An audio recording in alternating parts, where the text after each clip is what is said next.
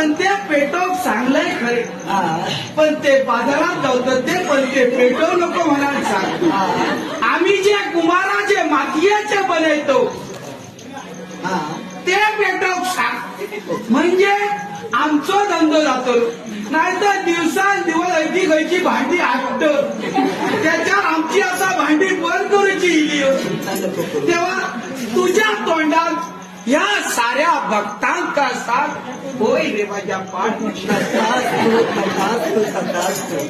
आज साक्षात हा तुझा देव तुझ्या भक्तीपर्यंत आलाय. ती राजा राणी तुझ्या सानिध्यात आहेतच. तुला याच्या पुढे कष्ट करायचे लागणार नाही. नको नको कष्ट नको, आता फुकटचा देवा नको जा.